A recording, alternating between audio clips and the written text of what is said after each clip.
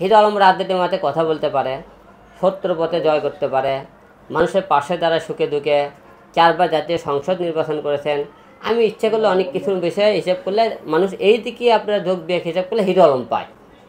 আপনারা সবাই জানেন সারা বাংলাদেশ থেকে গত 2 দিন ধরে আপনারা আমাদের প্রধান উপদেষ্টা আমাদের শ্রদ্ধেয় বড় ভাই মোস্তফা ফারুকী ভাইকে দেওয়ার জন্য অনেকেই মনে করেন এটালে নেগেটিভ পজিটিভ আলোচনা টোল করতেছেন বিষয়টা নিয়ে।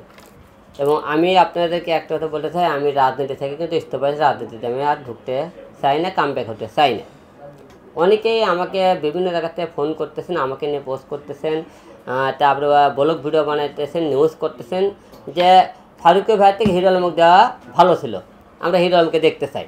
তা আমি আপনাদেরকে বলতে চাই আমি কিন্তু প্রধান উপদেষ্টা হতে চাই না, আমি রাজনীতিতে কামব্যাক হতে চাই না। কারণ আমাকে দিলে আরও বেশি টোল করতে আপনারা, কারণ ও প্রধান উপদেষ্টা হওয়ার মতো যোগ্যতা আমার না। কারণ এই যে উপদেষ্টা হওয়ার মতো যোগ্যতা নাই, কারণ হিরো আলম লেখাপড়া নাই, তারপরে মনে করেন হলো যে সে দেখতে সুন্দর না, আমি মনে করেন সে হিসেবে হয় না, আমার যায় না।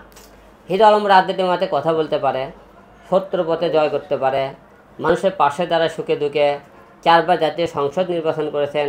আমি ইচ্ছে করলে অনেক কিছুর বিষয়ে হিসেব করলে মানুষ এই দিকে আপনারা যোগ দিয়ে হিসাব করলে হিরো আলম পায়।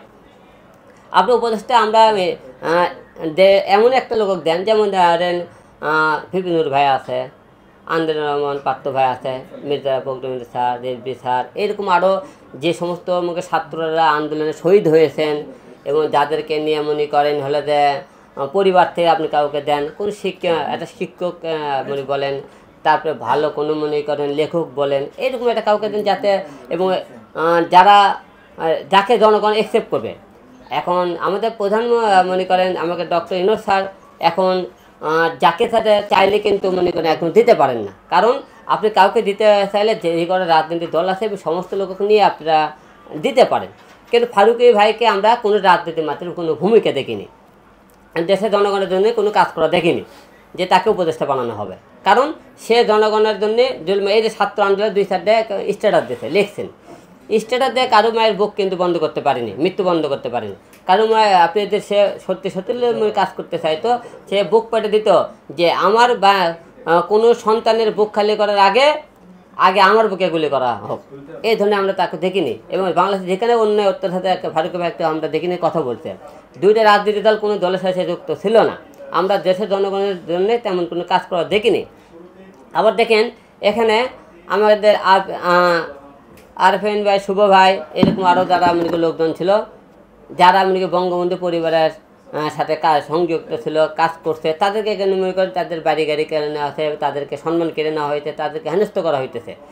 তাহলে তৃষা আপা কিন্তু বঙ্গবন্ধু পরিবারের কাজ করেছে, সেই সিনেমাতে কাজ করেছে, সে যদি অপরাধী না হবে তাহলে এতগুলো লোক তারা কিসের অপরাধী? তাহলে আস্তে আস্তে কী বোঝা যাইতেছে, দেশটা একতরফা দিকে চলে যাইতেছে। তা আপনারা প্রধান যারা ছাত্র যারা নেতারা এখন বর্তমানে আছেন, দায়িত্ব পালন করতেছেন, তা আপনাকে দায়িত্ব কিন্তু যাকে তাকে উপদেষ্টা দেওয়ার জন্য আপনাকে বসানো হয়নি।